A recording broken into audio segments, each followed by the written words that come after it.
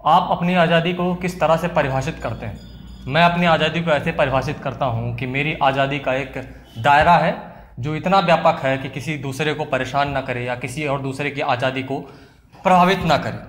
कईयों की आज़ादी की परिभाषा कुछ इस तरह है कि किसी व्यक्ति विशेष या किसी विशेष समुदाय के आज़ादी को संकुचित करके अपने आप को आज़ाद महसूस करते हैं। कईयों की परिभाषा इस तरह से है कि जैसे कि समाज के भीतर आज़ादी की एक नियत परिभाषा है जो सभी के लिए समान रूप से लागू होती है। नमस्कार, मैं हूं आदित्य सिंह और आप देख रहे हैं newsviews360.com खबरें अलग अंदाज में, और यह हमारा खास शो खरी बात।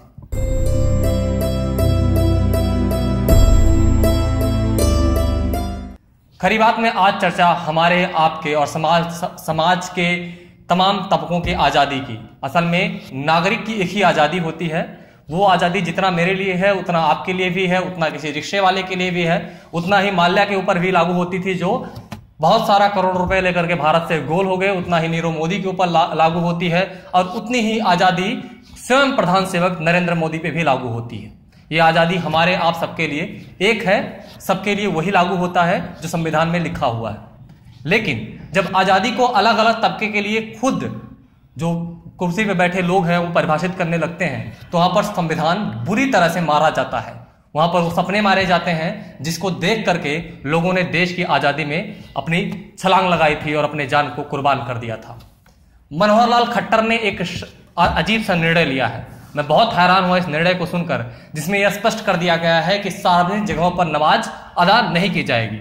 मैं एक डेटा देख रहा था अभी, एक वेबसाइट है मुस्लिम ऑल इंडिया मुस्लिम काउंसिल की, उस पर लिखा गया है कितनी सारे रजिस्टर्ड मस्जिद हैं कि भारत के अंदर। मंदिरों की तुलना में मस्जिदों की संख्या बहुत कम है। मुसलमानों की संख्या किसी किसी क्षेत्र में बहुत ज्यादा है। जाहिर है वहां पर अगर मस्जिद नहीं है तो मुसलमान शुक्रवार को नमाज कहां अदा करेगा? उसको एक ऐसा शांत स्थान चाहिए, क्योंकि नमाज के बहुत सारे नियम होते हैं, उसमें आपको कोई डिस्टर्ब नहीं कर सकता।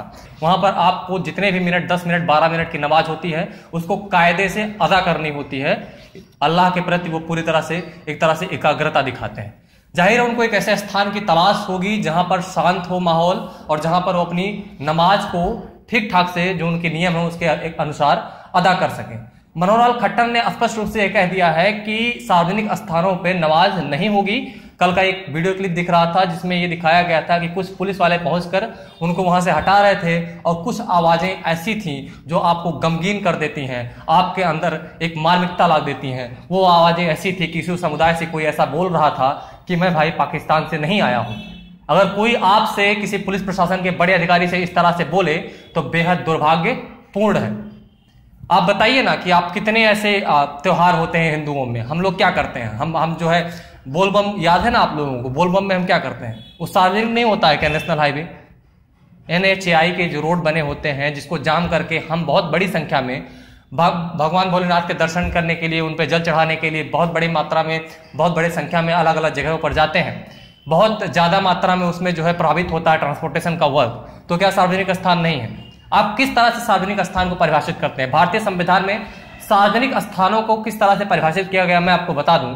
वो इस तरह से परिभाषित किया गया है कि वो स्थान जो सार्वजन के लिए हो, सार्वजन के लिए समान रूप से जो इसका इस्तेमाल कर सके, वो सार्वजनिक स्थान है। सार्वजनिक स्थान का इस्तेमाल हम बिना अनुमति के नहीं कर सकते, लेकिन यदि वो अनुमति किसी एक समुदाय के लिए लागू होती है तो दूसरे के लिए क्यों नहीं? अगर हमको ये अनुमति मिल जाती है कि बोलबम में जल चढ़ाने जा सकते हैं तो नमाजियों को शुक्रवार को नमाज अदा करने में क्या दिक्कत है? आप उस तस्वीर को जरा गौर से देखिएगा कि किस जगह पर, आप अगर कॉर्नर में देख पा रहे हो तो देख लीजिए किस जगह पर रोज नमाज अदा की जा रही है। बड़ी बड़ी बिल्डिंगें देख रही हैं, ऐसा लग रहा है कि शहर के पीछे का वो स्थान है जहां बिल्कुल सब कुछ खाली है। वहां पर नमाज अदा करने में क्या किसको तकलीफ हो रही है? किस तरह की राजनीति खेली जा रही है, इस राजनीति को समझिए। सवाल हमारे आपके धर्म का नहीं है, सवाल हमारे और आपके आजादी के परिभाषा को संकुचित करने का है। कल को कोई सरकार आ जाएगी जो कथित रूप से अल्पसंख्यकों की सरकार होगी, वो आपको ये कहेगी कि आप दुर्गा पूजा में कोलकाता में इस तरह की झांकी मत निकालिए, वो आप बोलबम में मत जाइए, आप दीपावली मत बनाइए, आप जो है बड़े संख्या में जो रामलीला होता है, रामलीला के अंत में, दशहरे के अंत में जो रावण का दहन किया जाता है वो मत कीजिए। तो आपको कैसा महसूस होगा? तो बजाय इसके कि एक तरह की खुशी मनाने की कि एक विशेष समुदाय को रोक दिया गया है, हम और आप किस तरह के एक तरह के जो होता है ना कि एक जिम्मेदार नागरिक उसकी भूमिका कैसे निभाएं? जिम्मेदार नागरिक की भूमिका निभाने के लिए आवश्यक है कि हम और आप जाके पूछें, बोलें और सरकार से जवाब लें कि आखिर सार्वजनिक स्थान क्या है, कहां पर हम पूजा कर सकते हैं, कहां पर हम नमाज अदा कर सकते हैं और किस तरह की राजनीति ये खेली जा रही है। तुष्टीकरण की इस कदर की राजनीति कि नमाज रोक दिया जाए तो हिंदू वोट दे देगा। आपने पिछले 4 साल में क्या कर दिया? केंद्र में रह के आपने क्या कर दिया? आपने राहुल गांधी से बहुत प्रश्न पूछे, आपने क्या कर दिया? उसका जवाब ना तो राहुल गांधी को आप दे रहे हैं, ना तो नागरिकों को दे रहे हैं। बजाय इसके आप ध्यान भटका रहे हैं। इतने बड़े बड़े रेप हो रहे हैं, अभी बिहार में मामला हुआ, कठुआ में हुआ, जो है गाजियाबाद में हुआ, जहानाबाद में हुआ, इतने सारे मामले आ रहे हैं, रोज बलात्कार हो रहे हैं। कौन से लॉ एंड ऑर्डर की आप बात कर रहे हैं? उधर से योगी आदित्यनाथ नया टोन दे देते हैं कि सार्वजनिक स्थान पे नमाज नहीं होगी, वहां पर मनोहर लाल खट्टर दे दे रहे हैं। जहां पर महिलाओं, बच्चों, भुखमरी, गरीबी सबसे ज्यादा है, वहां पर ये स्थितियां क्यों निकल के आ रही? क्यों वहीं पर रोक लगाया जा रहा है? ऐसा साउथ इंडिया जैसे राज्यों में क्यों नहीं होता? क्योंकि यहां पर ध्यान भटकाने का काम किया जा रहा है। और मीडिया पे लगातार आपको शाम को बिल्कुल टीवी स्क्रीन पे दिख जाएगा कि 4 लोग बैठ करके झौ भौंक रहे हैं और आप उसको सुन रहे हैं। बजाय इसके आप अपने आप को सोचिए कि आपके समाज में रह रहे हैं। वो समाज जहां पर हिंदू और मुस्लिम दीपावली और ईद में एक दूसरे से गले मिलता है, या वो समाज जहां पर हिंदू जश्न मनाता है कि उसकी नमाज नहीं हो रही है, मुस्लिम जश्न मनाता है कि उसकी पूजा नहीं हो रही है। आप देख रहे थे newsview360.com, खबरें अलग अंदाज में। अगर ये वीडियो आपको पसंद आया हो तो हमारे यूट्यूब चैनल को जरूर सब्सक्राइब करें। अगर ये वीडियो हमारे फेसबुक पेज पे देख रहे हो तो पेज को लाइक करें। धन्यवाद।